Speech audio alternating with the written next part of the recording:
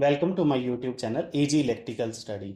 जैसा कि थंबनेल से आपको पता लग गया है, अगर आप इलेक्ट्रिकल इंजीनियर है या इलेक्ट्रिकल इंजीनियरिंग से जुड़े हैं तो आप सब रजिस्टेंस, रिएक्टेंस, इम्पीडेंस, कैपेसिटेंस या इंडक्टेंस इन सभी वर्ड का यूज जरूर करते होंगे और कहीं ना कहीं आपको डेली यूज में ये सुनने को मिलते होंगे।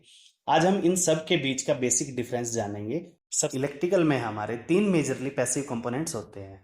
फर्स्ट हमारा होता है रजिस्टर, सेकंड हमारा होता है इंडक्टर, थर्ड हमारा होता है कैपेसिटर।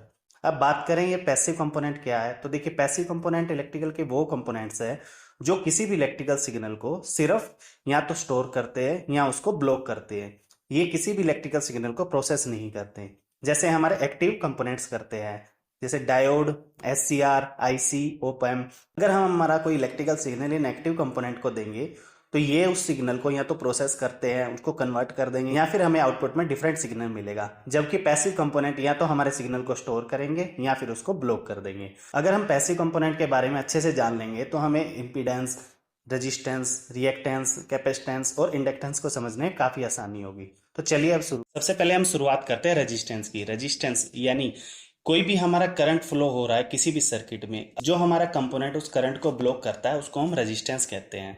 रेजिस्टेंस की यूनिट की बात करें तो उसकी यूनिट ओम होती है। इसको अगर हम वाटर सिमुलेशन से देखें तो मान लीजिए एक हमारी वायर यानी कंडक्टर है। जैसे हम इसको वोल्टेज से कनेक्ट करते हैं, हमारे जो इलेक्ट्रॉन है वो फ्लो होते हैं, इलेक्ट्रॉन फ्लो होते हैं।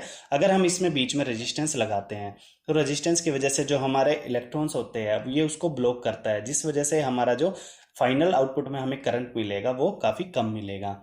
देखिए रेजिस्टेंस को मेजर करने के लिए हम काफ़ी फेमस लॉ का यूज करते हैं, यानी ओम्स लॉ। ओम्स लॉ का यूज हम किसी भी सर्किट में अननोन करंट है हमारा, अननोन वोल्टेज है या अननोन रेजिस्टेंस है, उसको मेजर करने के लिए यूज करते हैं। अब इसका यूज कैसे करते हैं तो चलिए जान लेते हैं। मान लीजिए ये हमारा एक सर्किट है जिसका रेजिस्टेंस है 10 ओम और इसमें 2 एम्पियर का करंट फ्लो हो रहा है। अब हमें इसकी वोल्टेज कैलकुलेट करनी है। वोल्टेज कैलकुलेट करने के लिए हम ओम्स लॉ का यूज करेंगे। अगर हमें वोल्टेज निकालनी है तो हमारा ओम्स लॉ का फॉर्मूला है वो है आई इंटू आर, यानी करंट इंटू रेजिस्टेंस। जैसे हम हमारी वैल्यू को इसमें पुट करते हैं तो जो हमारी वोल्टेज है वो निकल के आती है, जो कि है 20 वोल्ट। देखिए इसकी एक लिमिटेशन है, वो ये है कि हम रेजिस्टेंस को डायरेक्ट करंट यानी डीसी करंट में ही यूज करते हैं, और ओम्स लॉ का यूज हम वहीं कर सकते हैं जहाँ पे हमारी वैल्यू स्टेटिक है यानी डायनेमिक वैल्यू नहीं है। अब बात करते हैं इम्पीडेंस की। इम्पीडेंस भी हमारा रेजिस्टेंस की तरह हमारे करंट को ब्लॉक करता है, बस थोड़ा सा डिफरेंस ये है कि इम्पीडेंस जो होता है वो हमारे अल्टरनेटिंग करंट को ब्लॉक करता है। कैसे, चलिए जानते हैं। ऐसा इसलिए होता है क्योंकि डायरेक्ट करंट जो होता है उसमें हमारी स्टैटिक वोल्टेज यूज होती है। वहीं बात करें अल्टरनेटिंग करंट की तो इसमें रेजिस्टेंस के साथ साथ हमारे रिएक्टेंस भी होती है। रिएक्टेंस यानी रेजिस्टेंस तो है जो हमारे सर्किट का है, रिएक्टेंस यानी जो हमारा इंडक्टर और कैपेसिटर के अंदर जो ब्लॉकेज हो रही है, यानी जो इंडक्टर और कैपेसिटर के अंदर जो हमारे चार्ज स्टोर होते हैं उसकी जो अपोज प्रॉपर्टी होती है उसको हम रिएक्टेंस कहते हैं। इसको हम आगे डिटेल में समझते हैं। मान लीजिए रिएक्टेंस क्या है। देखिए जैसा हमने बताया रेजिस्टेंस और इम्पीडेंस हमारे अल्टरनेटिंग और डायरेक्ट करंट को ब्लॉक करता है, वहीं रिएक्टेंस हमारे जो कैपेसिटर है और इंडक्टर है उसके अंदर जो करंट फ्लो हो रहा है उसको अपोज करता है। देखिए मान लीजिए ये हमारा कैपेसिटर है जिसको हमने डाइलेक्ट्रिक मीडियम से सेपरेट किया होता है, इसके अंदर करंट हमारा फ्लो हो रहा है, लेकिन अगर इसके अंदर रिएक्टेंस क्रिएट होगा तो ये हमारा जो चार्ज है उसको ब्लॉक करेगा।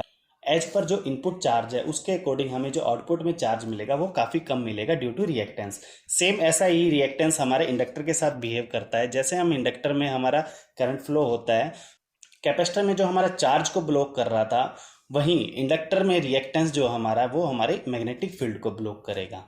चलिए अब हम जान लेते हैं कैपेसिटेंस क्या है। देखिए कैपेसिटेंस किसी भी कैपेसिटर की स्टोरेज कैपेसिटी को दर्शाता है। मान लीजिए एक 1000 ml का बीकर है, इसके अंदर कोई भी हम लिक्विड स्टोर करते हैं तो वो हमारा 1000 ml ही आएगा, ना उससे कम ना उससे ज़्यादा।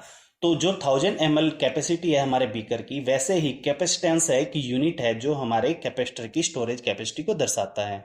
ये हमारा कैपेसिटर का इंटरनल सर्किट है। जैसे हम डाइलेक्ट्रिक मीडियम से दो प्लेट को सेपरेट करेंगे, सेपरेट करने के बाद जो हमारे चार्ज है वो हमारे एक पॉइंट पे इकट्ठा होना शुरू हो जाते हैं, यानी ये हमारे जो चार्ज है वो स्टोर होना शुरू हो जाते हैं। जैसे हम इसको सर्किट में लगाते हैं तो हमारा डाइलेक्ट्रिक मीडियम खत्म हो जाता है और ये हमारे जो चार्ज है वो फ्लो होना शुरू हो जाते हैं। बात करें इसकी यूनिट की तो इसकी यूनिट फैराड होती है। देखिए फैराड यूनिट काफ़ी बड़ी होती है, जैसे किलोवाट, मेगावाट, टेरावाट, इसलिए हम फैराड को माइक्रो फैराड, नैनो फैराड या पिको फैराड में डिनोट करते हैं।